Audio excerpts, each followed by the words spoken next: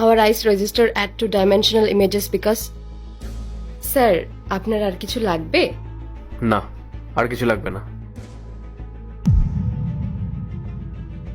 টেবিলটা পরিষ্কার করো। হ্যাঁ স্যার, আপনি বিলিংটা কমপ্লিট করে আসলেই আমি টেবিলটা মুছে দেব। এই, তোমাকে একবার বলে তুমি কথা বুঝতে পারো না? ওয়েটারের মতন থাকবে। তোমাকে যেটা বলা হয়েছে সেটা করো। টেবিলটা পরিষ্কার করো। ওকে স্যার, করে দিচ্ছি। Clean it.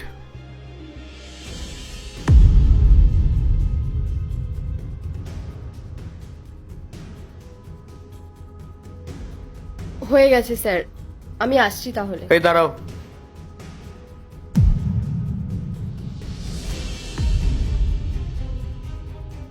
কেন? 500 টাকা কিসের জন্য স্যার? ধরো এটা, এটা তোমার টিপস। স্যার আপনি আমাকে টিপস দিচ্ছেন কেন? এই যে তুমি আমার সব কথা শুনলে, আমি যা বললাম তাই করলে, এটা তার জন্য টিপস। না না স্যার, এই টিপসটা আমি নিতে পারবো না। আরে রাখো এটা, এটা আমি তোমার ভালোর জন্যই দিচ্ছি। আর তাছাড়াও তুমি মনে হয় আমাকে চিনতে পারোনি, কিন্তু তোমাকে আমি খুব ভালো করেই চিনি। তুমি পায়েলের বোন মেঘা, তাই তো? হ্যাঁ। স্কলারশিপের টাকা নিয়ে এসেছিলে ভর্তি হতে আমার কলেজে। কি মনে পড়ছে কিছু? তোমার দিদি তো তখন খুব বড় বড় কথা বলেছিল ভর্তি হওয়ার সময়, যে দেখবেন স্যার আমার বোন একদিন আইএএস অফিসার হয়ে দেখাবে। শোনো, আইএএস অফিসার হওয়ার স্বপ্ন দেখা না গরিবদেরকে মানায় না। তুমি জানো ইউপিএসসি পড়তে গেলে কত খরচা করতে হয়? আর তোমাদের মতন গরিবরা না এই সমস্ত কাজ করারই যোগ্য, যেটা তুমি এখন করছো, এই ওয়েটারের কাজ। সরি স্যার, আর থ্যাংক ইউ, আমার এই টাকাটা লাগবে না, আপনি এটা নিজের কাছেই রেখে দিন। ঠিক আছে, তুমি যখন টাকাটা নেবে না তাহলে আর কি বলবো। টাকাটা আমি তোমার ভালোর জন্যই দিচ্ছিলাম। আর হ্যাঁ, একটা কথা মাথায় রেখো, বড় স্বপ্ন না বড় লোকদের দেখা উচিত, যাদের কাছে টাকা আছে। এই সামান্য ওয়েটারের কাজ করে না আইএস অফিসার হওয়ার স্বপ্ন দেখাটা বন্ধ করো, বুঝলে?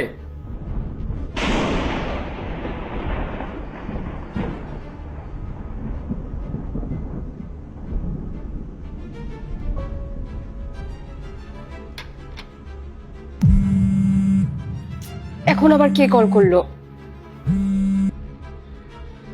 হ্যালো। হ্যালো, আমি কি মেঘা রয়ের সাথে কথা বলছি? হ্যাঁ বলুন। গুড মর্নিং ম্যাম, আমি ডিএম অফিস থেকে কথা বলছি। আপনার জন্য একটা গুড নিউজ আছে। আপনি যে ইউপিএসসি এক্সামটা দিয়েছিলেন সেটা আপনার ক্লিয়ার হয়ে গেছে, তাই আপনাকে ইন্টারভিউর জন্য ডাকা হচ্ছে। কি? আপনি সত্যি বলছেন? আমার তো বিশ্বাসই হচ্ছে না যে আমার ইউপিএসসি ক্লিয়ার হয়ে গেছে। Thank you so much. Ma'am, আপনি কালকে 11 AM এর মধ্যে ব্যাঙ্গালোর অফিসে চলে আসবেন। ব্যাঙ্গালোর? ডিএম অফিস তো অনেক দূর, কিন্তু এইটুকুনি সময়ের মধ্যে আমি কি করে যাব? Okay ma'am, best of luck and see you soon. Hello hello.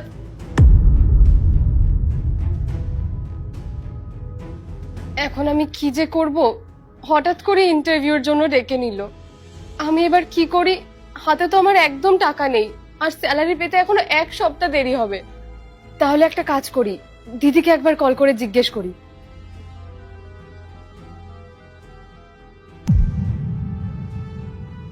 Hello দিদি। হ্যাঁ বল মেঘা। দিদি, আমার ইউপিএসসি ক্লিয়ার হয়ে গেছে, আর আমার কাছে কল এসেছিল ডিএম অফিস থেকে যে কালকে আমাকে ব্যাঙ্গালোর যেতে হবে ইন্টারভিউর জন্য।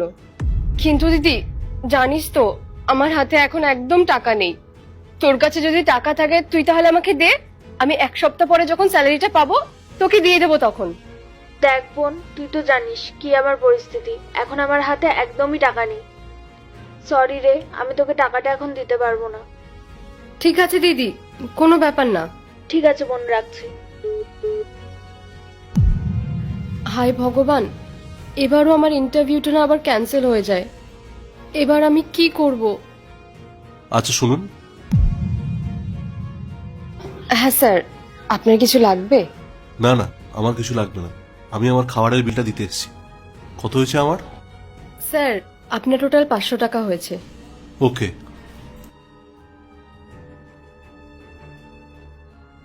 এই নাও। Thank you sir. শুনুন, আপনাকে দেখে খুব চিন্তিত মনে হচ্ছে। আপনার কিছু হয়েছে? তাহলে আমায় বলতে পারেন। কি আর বলবো স্যার, আসলে আমি আমার ইউপিএসসি এক্সামটা না ক্লিয়ার করেছি। বাহ, এটা তো খুবই খুশির খবর। এটার জন্য তো আপনার খুশি হওয়া উচিত, কিন্তু আপনাকে এত চিন্তিত কেন দেখাচ্ছে? আসলে আমার এক্সাম তো ক্লিয়ার হয়ে গেছে, কিন্তু ইন্টারভিউর জন্য আমাকে ব্যাঙ্গালোর অফিসে ডেকেছে। আর সত্যি বলতে এই মুহূর্তে আমার হাতে কোনো টাকা নেই যেটা দিয়ে আমি ডিএম অফিসে যেতে পারবো। আর ওখানে যাওয়ার পরও না থাকা খাওয়া এগুলোরও তো খরচা রয়েছে। এত খরচা আমি কিভাবে চালাবো আমি এবার কিচ্ছু বুঝতে পারছি না। আপনি জানেন আমি আমার দিদির কাছেও হেল্প চেয়েছিলাম, কিন্তু ওর কাছেও এখন টাকা নেই। আসলে কি বলুন তো, কথায় আছে না যে গরিব মানুষ স্বপ্ন দেখতে পারে, কিন্তু সেটা পূরণ করার অধিকার তাদের নেই। হয়তো ভগবানও চান না যে আমি এই ইন্টারভিউটা দেই। ছাড়ুন স্যার ওসব, আমি আপনার বিলটা দিয়ে আসি। আচ্ছা, এটা কি ইউপিএসসির বই? হ্যাঁ স্যার।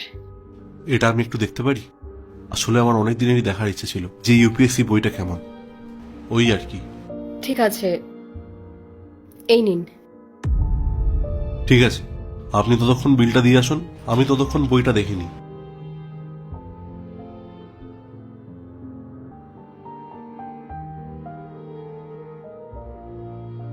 এই নিন।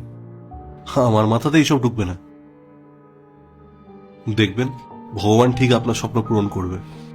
আর আমিও মন থেকে চাই যে আপনি আপনার স্বপ্ন পূরণ করতে পারেন। Thank you. ঠিক আছে, আমি এখন আসছি। স্যার তো বলে গেলেন যে আমার স্বপ্নটা নাকি ঠিক পূরণ হবে, কিন্তু উনি তো আমার পরিস্থিতিটা জানেন না।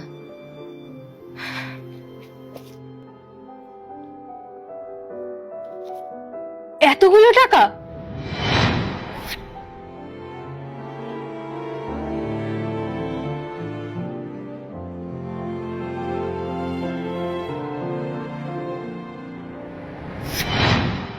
তার মানে এই টাকাগুলো ওই দাদাটা রেখে গেছেন আমার জন্য।